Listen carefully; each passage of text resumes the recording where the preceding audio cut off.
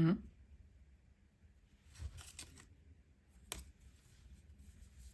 うん。なんでこんなことになってんだ。あ、皆さん、どうも、こんにちは。デミコでーす。いや、ですね、何やら、細かいものがちょっと、こいっぱいあるんだけど、これは、どういうことなんだろう。あ、なんかこれちっちゃい玉が。これどういうことなんだろうな。うん。どう、ど、ど、どういうことなんだ。あれなんか、一回巻き直した感じがあるね。どういうことなんだろうな。おかしいな。ね、どういうこと。あああら、あれ私、前回の動画出した時、なんかもうちょっと編めてた気がすんだよね。で、その後ずっと編み続けて、もう少しで終わりじゃねっていうぐらいまでね、編んだ気がしたのよね。うん。気がしたんだけど、なんかね、昨日の夜、全部ほどいた。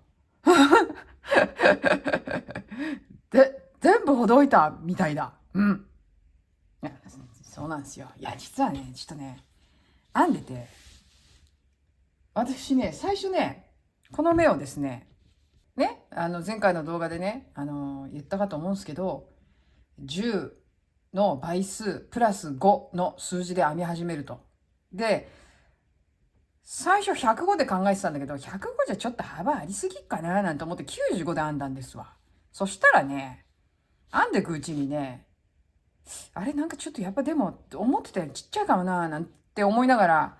でもそれでもやっぱりほら、なんとなく編み続けちゃうじゃないですか。まあいいや、ちょっと編んでみよう、もうちょっと編んでみよう、なんつって。そしたらもう、なんつうの、予定30センチのところ、こうね、幅っつうの、ここのね、予定30センチのところ28センチぐらいまで編んだんですわ。そしたら、やっぱり幅がちょい短い分、なんかだんだん正方形に近い形になってくるわけですよ。なんか私がイメージしたのと違うと思って、これ、平編みですよ。モザイク編みの平編み。ね。ってことは、一段一段直径してるわけ。で、しかも今回は、ここをフリンジにしようと思ってて、あんまり無駄を出してくたくないしね。どっちにしろね。うん。だから短めに切ってた。だから、いや、でもほどいた後またやり直すっつったらね、まあここ見えてますけど、こうやって繋がなきゃいけない部分がいっぱい出てくる。どうしようと。超迷って、迷いつつ編んでしまったわけです。28センチまで、ついに。うん。でも、やっぱり最後で、どうしても気になるじゃないですか。ね、幅っていうか、この幅がね、ここの幅が。ほいだら、やっぱり105にしといた方が、これ、いいなって思って105で編み直しました。で、105にすると大体37センチのフリンジ合わせて40センチぐらいになるんです。で、40センチぐらいにしたかったわけですよ、私ね。じゃないとこっちを30にした時にさ、長方形、綺麗な長方形にならないんじゃん。さっきまで編んでた、さっきっていうか昨日の夜まで編んでたのは、これよりも約、だから10目少ないからさ、だから言ったらトータルで40センチ、36センチぐらいかなのサイズで30だと、結構正方形みたいに近い感じになっちゃって、このぐらい組んだったら正方形の方がいいじゃんぐらいのなんか中途半端な長方形みたいになっちゃって、なんで編み直しました。はい。はい。この編み方が詳しいのは前回の、パターンの方でね、やってますんで、そちらの方を見ていただいて、はい。で、あと下のね、ちょっと編むスタートの色も変えました。白にして、で、最初はこの、ブルーから編み始めたんですけど、やっぱり白の方がいいなと。それもあったんで、もう思い切って編み直しましたよ。うん。せっかく28センチまで編んだのに、やっちゃいましたっていう話でね。まあ、そんなことはありますわ。ね。うん。あるよ。だってさ、なんて言ったらいいの？ほら、どうしようと思いながらさ、ずっと編み続けてさ、で、出来上がった後に、って、だからね、編んでる時に思ってたわけ。いきなり編み始めますけど、思ってたわけですよ。編みながらね。いやー、どうしよう。いやー、でもこれはこれで仕上げて、もう一回別の大きさで編もうかな、なんつってね、いろいろこう考えながら編んでた。うん。で、ちょうどね、これ1枚分私がね、編もうと思ってたサイズで編むと、多分、この色の方、これ、ちょうど1個使うんですよ。これ、1個使い切るぐらいのところまで行くんですわ。でも、その、95名で編んだやつでいくと、この辺がちょっと余るわけですわ。で、せっかくこの色があるんで、この色出したいじゃない？入れたいじゃない？そう思って、思い切ったよ。うん。というわけで、編み直しです。はい。せっかく、ここまで編めました。最後のところじゃあお見せしましょうみたいな動画を撮ろうって思ってたのに、なんかあれだわ。予定変更。はい。予定変更です。はい。というわけでね、チクチクまたね、編みながらね、まあ喋ってこうかな。ね。おしゃべり動画だわ。やっぱりね、おしゃべり作業動画。ね。うん。で、今日はね、何をね、喋っていくかっていうと、ね。ほら。まあ、陸自ヘリですわ、やっぱり。ね。陸自ヘリの話。ね。なんとなく、こう、ご遺体が6つほどね、見つかって、で、それで、まあ、今引き上げてるわけですけど、で、身元が判明した、ご遺体もあるということで、で、これで公表されてるわけですけど、なんて言ったらいいのかな。もう読んでて、なんか辛いものがあるよね。なんかさ、やっぱり、なんていうの、まあ読むか、ちょっとね、これ、沖縄県宮古島付近で発生した陸上自衛隊 UH-60JA ヘリコプター事故で陸自は20日死亡確認がされた5人のうち2人の身元についていずれも第8師団司令部の、陸佐と、なんだ1等陸佐と3等陸佐だと明らかにした。まあ名前出てますけれども、ですね、実行の犠牲者の身元が確認されたのは初めて、16日に海底の捜索で見つかり、DNA 鑑定で特定された。って感じだよね。うん。やっぱり DNA で、鑑定しないと特定できない状況にあるんだなっていうさ、うん。やっぱ水の事故っていうのはね、やっぱそういう、まあ、それだけじゃないけれども、ね、水の事故だけじゃないけれども、でもこういった形で、ね、なってしまうんだなと、ちょっとね、悲しいものがありますよね。本当に痛々しいというか。うん。でもとりあえず見つかってよかったんですけど、で、それでまあ少しずつ引き上げてる。で、機体の方は4月の終わりに引き上げる予定で、サルベージ船、民間のサルベージ船もちろん使うんだけれども、それで入札をするらしいね、やっぱりね。公共機関っていうのはどうしてもこの入札っていうのは癖でね、うん。自分たちでなんていうのかな、選べないっていうさ、私もほら公共機関で働いてたのでわかるんですけど、なんかこのいつも入札っていうのは引っかかるんだよね。自分たちが使いたい物品が使えないわけですよ。入札で。ね、以前はそうじゃなかったんですけど、私が就職したばっかりの頃はね、自分たちで選べてたんです、物品も。使いやすいやつとか、品質のいいやつだったりとか、やっぱりあるじゃないですか。効率的なものっていうのが、やっぱりね。で、入札ってことは結局一番安いものを使うってことになるんで、とんでもないものが来たりするわけです。で、私の職業柄、まあ、一番それが顕著に現れたのが、まあ、某、検査室に、働いていた時にですね、まあ、入札っていうことで切り替わりまして、ちょうどそこにいる時に、そしたらね、まあ、プレパラートっていうのを使いますね。はい。使うんですけど、それも全部そういう物品も入札になったわけです。そしたらまあ品質がとにかく落ちまして、で、オートの機械を使ってそのプレイパラートに、なんていうのかな、この顕微鏡で見るようなこの、なんていうの、標本を作るわけですね。で、標本を作るときにマシンを使うわけです、オートのね。うん。塞いでいくやつ、かぶせていくやつ。で、それがですね、その機械がですね、今まで使っていたメーカーのね、自分たちが選べて使っていたメーカーのやつだったら、ほぼ間違いなく、かぶせてくれてたのに、入札になって品質が落ちた途端、カバーが、こう、一枚一枚ちゃんと、こう、取れない。2枚、3枚重なって、こう、なんていうの、標本を作ってしまうっていうね、そのガラスのカバーを、薄いやつなんだけど、で、こう明らかにその品質が悪いせいなわけですよ。ね。うん。品質が悪いというか、しまい方が悪いのか。前のやつだったら全然一枚一枚普通に、かぶせてくれたのに、入札になった途端その商品、変わった商品の場合にはもう一枚一枚きれいにかぶせてくれないっていう、そういう状況に陥ってね、やっぱり入札って考え物だなって本当に、もう入札に変わった直後に感じましたよね。安けりゃいいってわけじゃないんだからさっていう品質の問題もあるんだから、で、そうすると、なんていうのかな、標本っていうのは無駄になるわけですよね。うん。で、標本作ってるってことはさ、検体自体もそれで無駄になっちゃうわけです。せっかく作ったのにそこで。だって失敗してっから、かぶせるのに。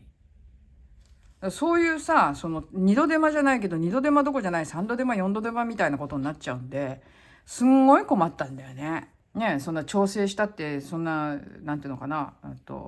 全部が全部きれいにできるようになるわけでもないしね。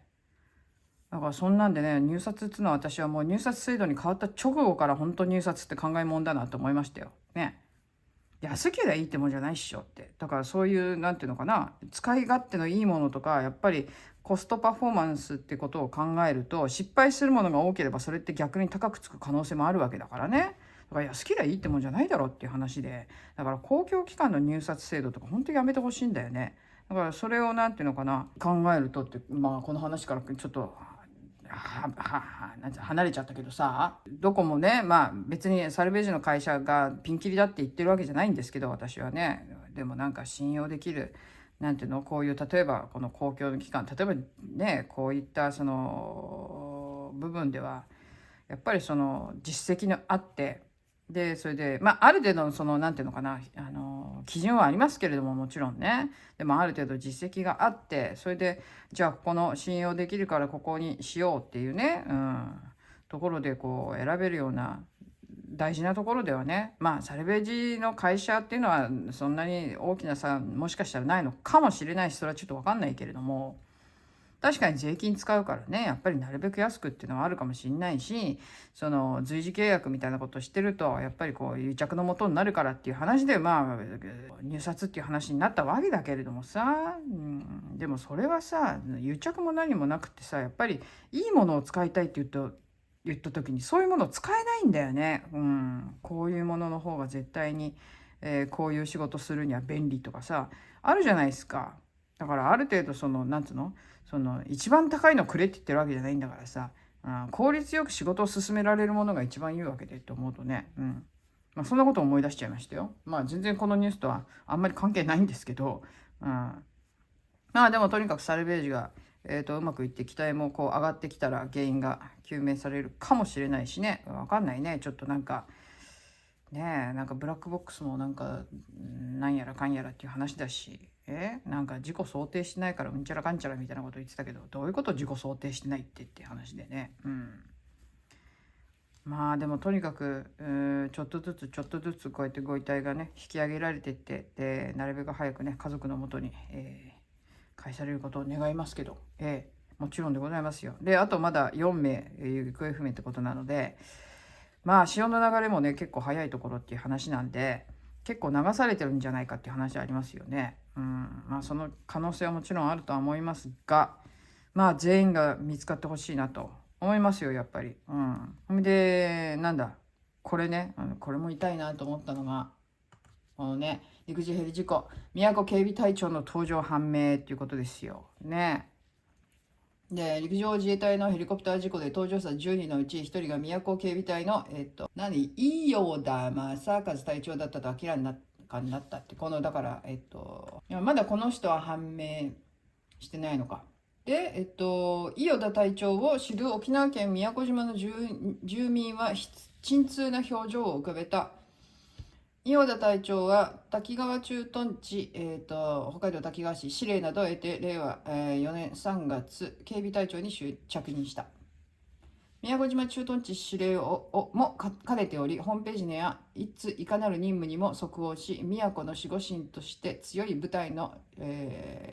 なんだこれ、連成って書いてあるのかなに日々精進すると記していた。湯も上がり一人一人を大切にしていた。宮古地区自衛隊家族会の会長が、伊予田隊長の、人柄を語った。酒を一緒に飲めばジョークを言ってくれて周りを笑わせた。1杯目はビール、2杯目は、必ず島酒。帰り際には深酒しないでくださいねと気遣ってくれた。若い隊員を優しく指導する姿も印象に残る。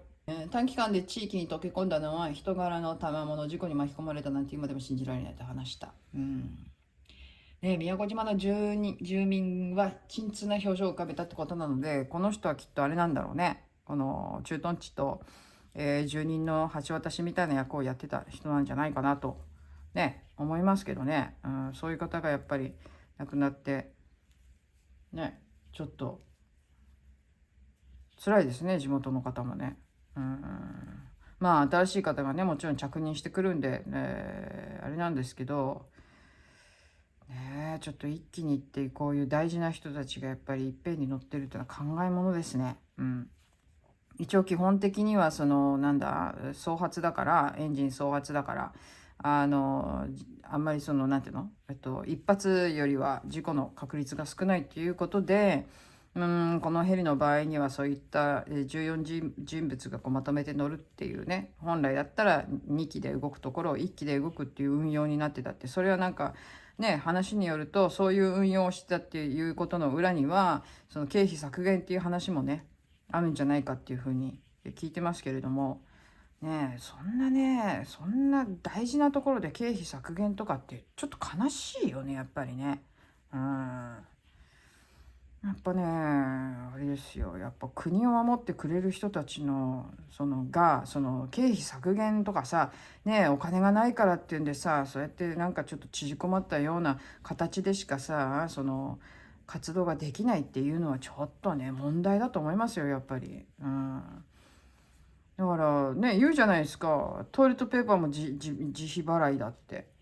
自衛隊の人は。そういうのも支給されないっていうさ、ね、トイレットペーパー支給されないってどういうことよっていう話で。うん。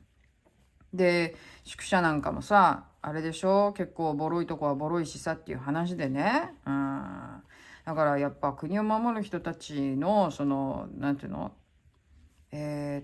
もう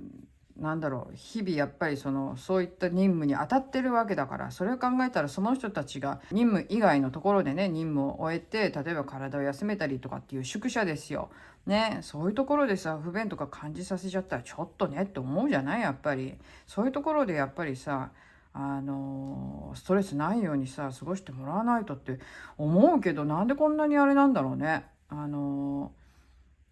議員宿舎とかはねなんかバッチリなんか立て直したりとかさやってるくせにさ、なんで自衛隊のさ隊員の宿舎はさボロボロなのっていう話でさ、だからさそれはさなんていうの、なんだ防衛するためのねいろんな武器だったりとかっていう弾薬だったりとかっていうのももちろん大事だけど、同時にやっぱりさこの方たちのメンタルを整えるためのさ場所っていうのもやっぱりちゃんとしておかないとって私は本当思うんだよね。まあまたちょっと事故から話離れちゃうんだけどさ、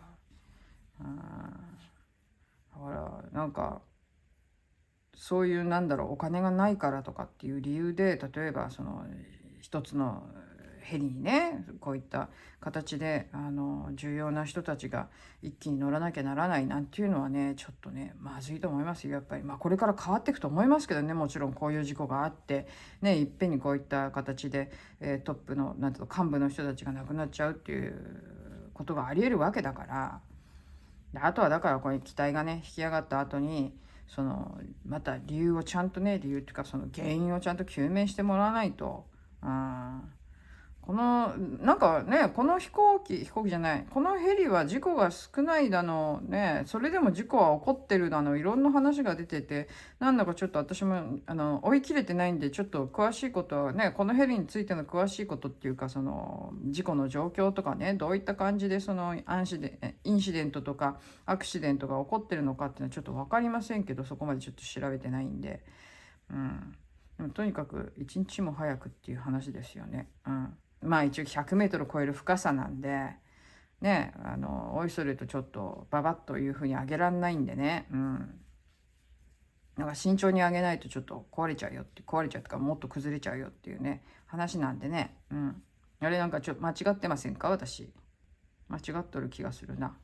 間違っているところまで、こう、戻せばいいわけで。ほどけばね、こうやって。ここ間違ってるんですよ。ここかけちゃいけない。ここまで戻して、で、ね、ここは長編みじゃなくて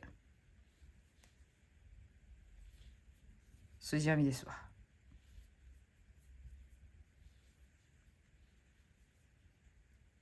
はい、こんな感じで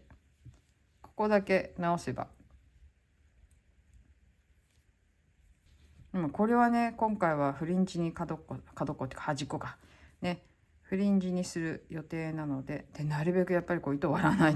らないようにしないと、パーパーパーパーね、これほんと割れやすい、この糸もまた割れやすい糸なので、でもね、なんか手触りがいいからね、この糸気に入ったわ。なんか私ほらコットンの糸も結構ねよく使うわけで、そうするとやっぱりいつも使っている、シェイプイエスのカトナね、あれはあれですごくいいんですよね。しっかりしてるし、色艶もいいし、だからあれはあれですごい好きなんだけど、こういったちょっとベビーコットンっていうこう柔らかめの、このよりがこうなんつうのきつくないやつもね、やっぱり肌触り的にはいいんで、そうなるとやっぱりよりが強くないからこんだけほどけやすいんだよね、こうやってね。だから糸割りしやすくなるけど、はい。ね、こんな感じで。はい。糸割りしやすくなるけど、でも非常になんていうのかな、その糸割りだけ気をつければね、とにかく手触りがいいんで、こういうのはね、ちょっとね、いっぱい使いたいけどね、でもベビーコットンってやっぱり普通のコットンよりちょっとお高いじゃない、金額的にはさ。やっぱりある程度こう選んで作るものを、こういったものを作りたい。ね、少しでもちょっとコットンがいいけど少し柔らかい感じにしたいわっていうものの時くらいしか多分使わないと思うんだけど、だから本当はこれだって普通のねいつも使ってるコットンだってよかったわけですよ。あれちょっと待ってね、ここか、はい、コットンでもよかったんだけど、とにかく今回はグラデーションの糸を使いたかったんだよね。グラデーションの糸が使いたかったんでこっちでやってみたんだよね。たまにはねやっぱりねあれだよ、使いたい糸とか、まあ私は大体いつも使いたい糸を使ってるんだけど、まあ使いたい糸を使わせてもらってるんですけど、使わせてもらってるっていうか、まあ自分で買ってるんだけどね自分で買って使ってんだけど、なので特になんていうのかな、この系統本当は使いたいけどでもしょうがないからこっちでやろうみたいな感じはあんまりないんですけどね。でも今回はこうやってちょっとずつなんつうの色が変わっていくこの感じ、これをねやっぱりやりたかったんで、やっぱグラデーション好きだな。単染めもいいけどやっぱグラデーション好きなんだわな。なんかでも最近はやっぱりなんかグラデーションの糸があんまりない気がするんだよね。前はもっとあった気がするんだけど、気のせいかな。そんなことないね。え、そんなことないのかな。なんかねグラデーションの糸って意外にないのよね。段染め流行りわかんないけど。さあそういったわけで事故のことは少しずつ追ってるんですけど、まあ、事故の話はまたね新しい情報が出てきたら逐次ねちょろっとずつちょっと思うことを話していこうかなとは思いますが、さて皆さん今日からのデモも、今日からっていうかまたストっつってね、今日もなんかきっとそこそこ電車とか止まってると思うんですけど、昨日ね私ちょっと野暮用でまたちょろっとパリにねちょっと行って、帰ってきたんですけどね、昨日はだから今日からまたストがねデモがあって、でストもあるよっていう話だったんで、そのせいか何なのか、さてさらにプラス今日からパリのあたりは先日ね私があれピヨコ作りましたけれども、イースターのねバカンスなんですよ、ね、イースターからずれてるんですけど、今回はえらいことねパリはねずれてるけど、今日からバカンスっていうこともあって、でだからまあそれに合わせてストやってんじゃないのって話だけど、でそれでバカンスなんで昨日すごい結構な人でしたねパリね。どこ行ってもお店結構人がいて、やっぱりで旅行客もそこそこ戻ってきてるんでね、やっぱりね、あれなんですけど、ただストがあるからね、あれね旅行客戻ってきてるって言ってもまた減るんじゃないかなと思うんですけど、まあでも昨日のうちにっていう感じなんでしょうね。今日からバカンスもしくはストっていうことがあって、いろんな人が昨日動いたかと思います。私もだからそれがあったんで今日からはちょっとまたあれかなって、動きづらいかなと思ったから昨日ちょっとパリにチロッと行ってきたんですけど、まあちょろっとね、まあ、お買い物もしようかななんて思いつつ行ったんですが、まあめぼしいものが昨日はなくてですね、まあお友達と、ランチして帰ってきたんですけど、美味しいものを食べました。美味しいものを食べて帰ってきましたよ。たまにはね、やっぱり美味しいもの食べないと。いっつもなんか自分の作った料理ばっか食べてるとさ、なんかちょっとあれじゃない腐らんか気分が。なので、ちょっと美味しいものを食べてね。そう、これつながないと。最近、ずっと私はつなぎ方は、あれで、なんだ、マジックノットでやってたんですけど、ちょっとね、マジックノットもいいんですけど、私は、なんていうの、超基本に戻ってですね、普通につなげることにしました。やっぱりこの、なんていうの、玉がね、ちょっと大きくなりがちなんで、なので、ちょっと時間はかかっちゃうんですけど、でも丁寧に丁寧に、ちょっとなるべく節約しつつ、こうやって普通につないで、はい、こんな感じでね。この方がちょっと玉がやっぱり小さいんで。で、これでちゃんと両方から同じ力かかるように結べば、これも基本的にはほどけないんでね。なのでこれでもいいんじゃないかなとやっぱり思いますよ。マジックノットとかの方が確実にこう引っかかる感じで止まるんですけど、これもだって両方から同じ力かかるように結べば外れませんからね。だから平均両方から同じような力で結んでないからこれ引っ張ると外れちゃったりとかするんであって、でもそれをきっちりやればこの編み方じゃないや、縛り方も別に問題ないんで、ちょっと糸省略のために今回はこういうつなぎ方をしてますよ。昨日はだから天気良かったからね、お散歩がてらっていうのもありましてね、やっぱりね、ちょっとやっぱり歩かないといかんじゃないですか。で、ここのところはまたバタバタしてましてね、我が家ね。我が家バタバタしてまして、なかなかなんて言うんだろうな、家から出れないみたいな感じだったんで、で、久々にちょっとまた家から出て、ね、家から出れないっていうか、出りゃいいんだけど、自分が出ないだけなんだけどね、バタバタに追われているっていう理由をつけて出ないだけなんですけど、でも昨日ほんと天気良くて一日でもないけども、丸々一日お散歩してたわけじゃないけど、ちょろっと出れてまあ良かったかなと思って、今日はねちょっとね雲が多いんですよね。だから昨日出といて本当良かった。なのでね、また天気がいい日にちょっといろいろうちの周りも八重桜が満開になってますんで、ちょっとその辺の写真も撮りに行こうかなと。写真っていうか、動画にするかちょっと分かりませんが、本当うちの、出たところのね、八重桜、ずっと通りの脇にある八重桜がバーっと満開になってまして、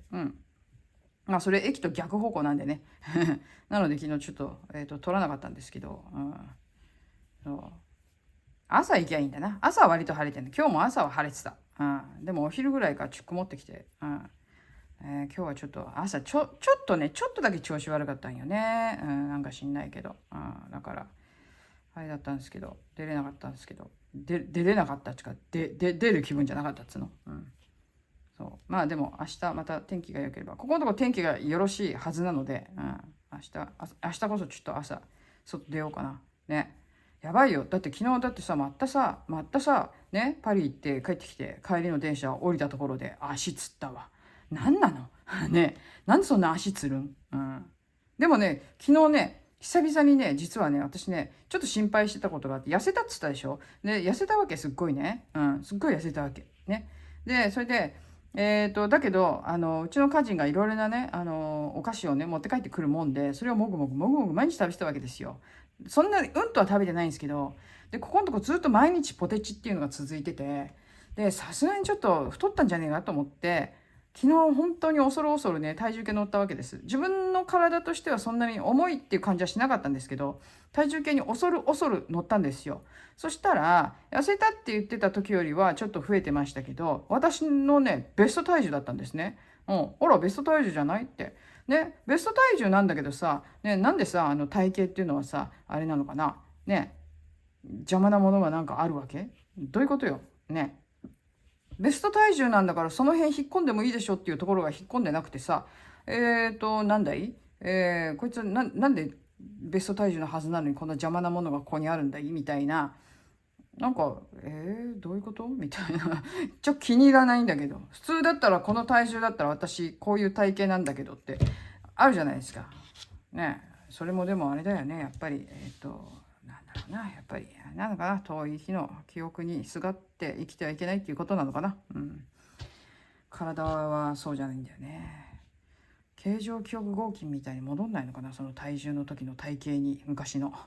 ね、ちょっと体型ちょっと納得いかないんだけどと思ったので、やっぱりもうちょっと痩せようと思います痩せようと思いますっていうか、なんか邪魔だなーっていう思う肉がちょっと取れてほしいななんて思うんで、まあそれはねちょっとね鍛えないと無理なのかもしれないんですけど、まあもうちょっとね引き締めたいなと。だから引き締めるためにはやっぱりある程度の運動が必要なんでね、やっぱちょっと運動しないとダメだな。日本に行く前、まあでも日本にどうだろう、日本に行ったら太るかな、いろいろ食べるかな、そうでもないと思うんだけどな。そうでもないな。いつも食べるもの決まっててね、私日本に帰ると。いや、あれ食べたい、これ食べたいじゃなくて、家で何食べるかっていう話なんですけど、大体もうね、めんどくさいからね、あれですよ、野菜炒めとかね、あと、日本はね、椎茸とかあるからね、キノコいっぱいあるし、だからキノコ食べたりとか、ね、なんかそんなもんばっかり食べてんだけど、あと納豆だね、やっぱり、納豆。納豆。納豆は外せないんだな、やっぱりな。で、だって安いから、日本で買うと納豆。ね、安いじゃん。こっちはほら3倍の値段すっから、やっぱりね、納豆食べようと思うと。だから高級食材になるわけね。高級食材ですわ、納豆ね。うん。納豆食べて、めかぶ食べて、で、そうだな、時々、卵豆腐食べて、で、あと何食べてるかな。あとは、まあ、お惣菜食べてることも多いけどね、自分で調理するのもやっぱり面倒だからね、一人分調理するのって面倒じゃないですか。うん。なのでね、なかなか、あれなんですけど、うん。いろんなものをそんなにね、家にいるときは食べないか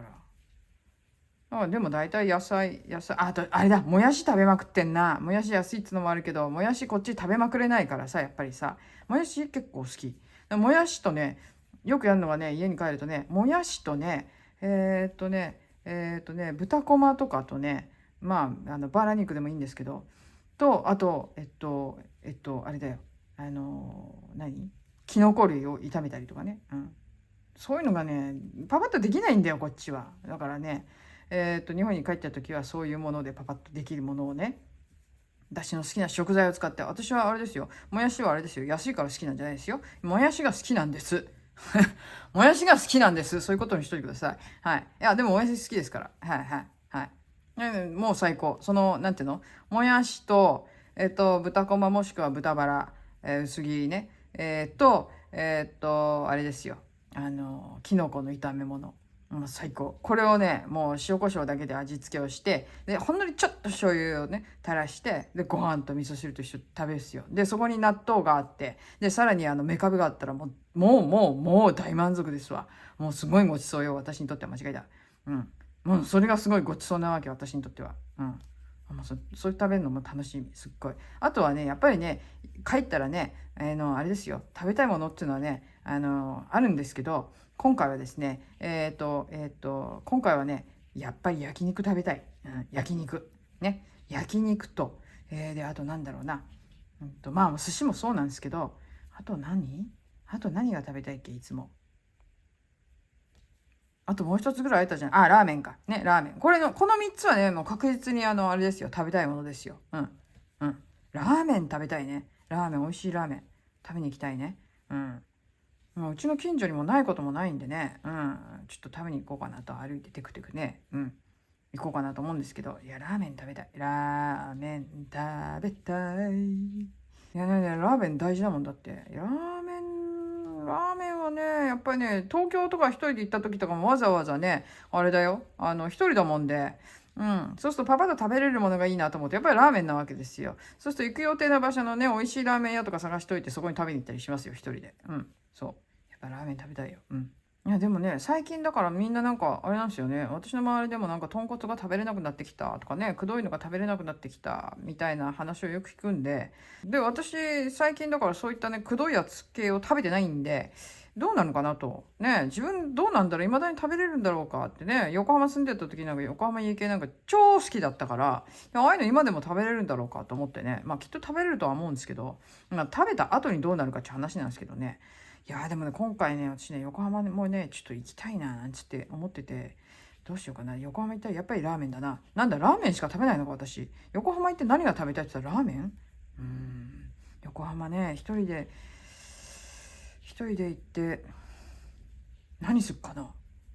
別に見てもあるものは特にないんよ、横浜は。別に。私的にはね。だって住んでた町だし、何が見たいっていうのは特にないわけ。でも、何がしたいかって、横浜行って何がしたいかって、いつも行く中華街のお店で食べたいのと、中華街でお買い物したいのと、食材ね。ほいで、ラーメン食べたい。やっぱり。ラーメン食べたい。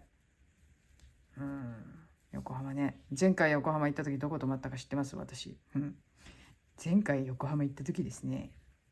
ニューグランド泊まったんですよ。やっぱり一度は泊まってみたいと思うじゃないですか。ね、横浜に行った時なんつうのはさ、ほら、ね、自分横浜に住んでるから横浜のホテルにご宿泊なんてことはないわけですよ、基本的にはね。まあまあ、昔の彼氏とね、ちょっとたまにはね、ちょっと、ね、ホテル行こうで、なんちってん、たまにはね、ちょっといいとこのね、いいとこですよ。いいとこの、ラブホみたいなところにわざわざ、ね、泊まったりなんてことはありましたけど、いや、そうじゃなくて、基本的には住んでる時っていうのはさ、行かないじゃないですか。ね、行かないとか泊まらないじゃないですか。わざわざホテルなんかね、自分の住んでる街の。なので、まあもちろんニューグランドなんてお茶とかはしたことあったんですけど、でも、泊まったことないじゃないですか。で、たまたまむっちゃ安かったんですよ。ニューグランドが。むっちゃっつったっていつものレベルにしたら安いっていう話でね。まあ、そこそこのお値段はしますけれども、それでもむっちゃ安かったんですよ。前回帰った時に。で、泊まりました。ニューグランド。泊まりました。いやいやいやいやいやいやいやいやいやいやいやいやいやいやいやいやいや。で、まあ結構いいお部屋でしたよ。結構いいお部屋でした、やっぱり。まあ、あれですよ。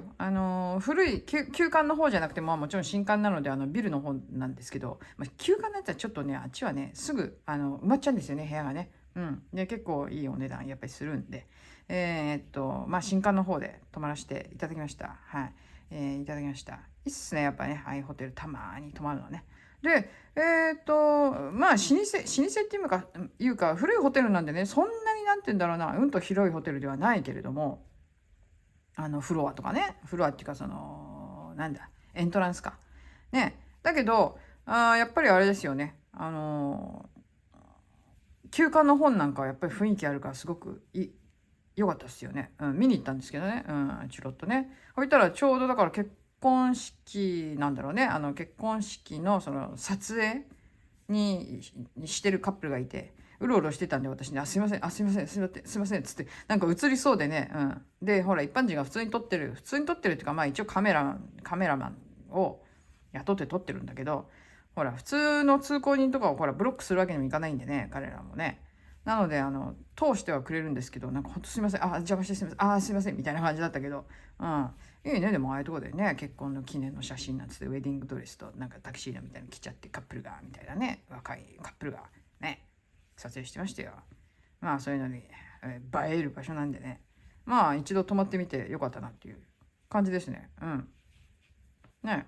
あれ、ちょっと待ってね。どっち側が見れる部屋だったんだっけな。でも一応港の方が見える部屋だったような気がする。あんまり記憶にないな。角部屋だ。角部屋だったから、そうだそうだ。港未来の方と、山下公園の方が見える角部屋だった気がする。確か。そうそう、そんな感じ。まあ、たまにはそういうホテルもいいぞと。でも地方に行ったりするときはね、あれなんだけどね、めっちゃ安いとこ。むっちゃ安いとこでね、泊まったりとかしますけど、ね、沖縄行った時も一人で、那覇市内に泊まった時なんかむっちゃ安い、あれですよ。なんだ、民泊みたいなやつ。民泊か。ね、いわゆる。アパートですよ。普通のね。何の面白みもない普通のアパートに泊まって、いくらだったっけ？むっちゃ安く泊まったよ、そこも。確か。むっちゃ安く泊まった。いくらだったか忘れちゃったけど。なんかそんな感じで、メリハリをつけてね、お泊まりを旅行するときはしますけど、今回はでも旅行できっかな。まあでも、横浜にはちょっと一泊ぐらいしながら、ちょっとチロッと行きたいなとは思ってんだけどな、行けたらいいな。わかんないけどね、安い部屋があったら行こうかな。ね。安くて、良くて安い部屋があったら、ちょろっと行きたいなとは思ってますけど、遠くに行くような旅行はね、ちょっと今回考えてないんで、でも近場でちょろっとね、そういうのもいいかな、なんつってね、思ってるわけでございますよ。はい。こんな感じで編み進めてまいりました。まあ、あんまり長く喋ってもあれなんで、結局はなんだ？陸自の話と、ね、陸自の話からなんだ？結局自分の帰国の話になりましたけど、はい。まあ、ね、まだまだ先の話ですけど、まだまだ先なんて言っていると、すぐに、時間は経ってしまいます。はい。なので、いろいろ考えていることもございまして、そのうちいろいろ、皆さんにはお知らせ、することももしかしたらあるかもしれませんが、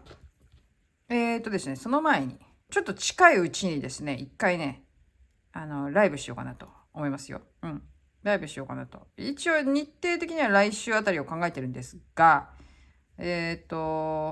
そうね、来週中かな。ね、来週中一回やろうかななんて思ってて、それがだから、もしかしたら突然のゲリラライブになるかも。ね、思いつきでライブみたいな形になるかもしれないんですけど、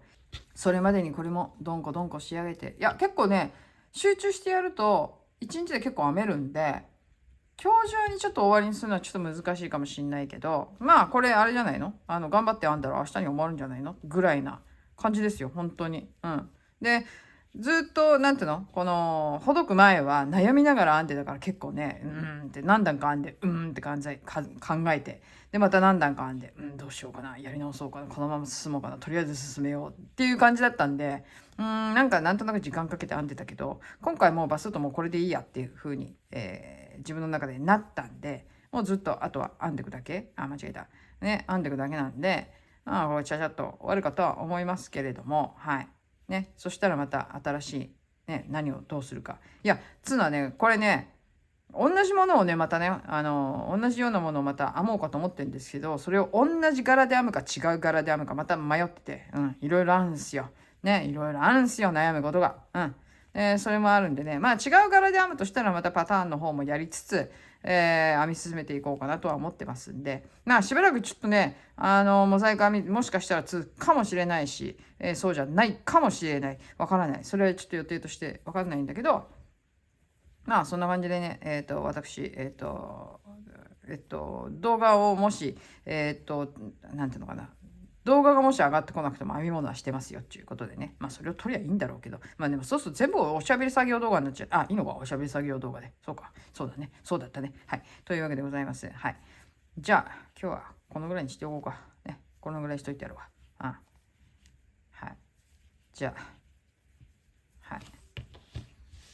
これは着々と編み進めて、ちゃんと近々終わりにしたいと思いますよ。はい。というわけでございます。本日もここまでお付き合いいただきましてどうもありがとうございました。次の動画でまたお会いしましょう。では、ここまで。さよなら。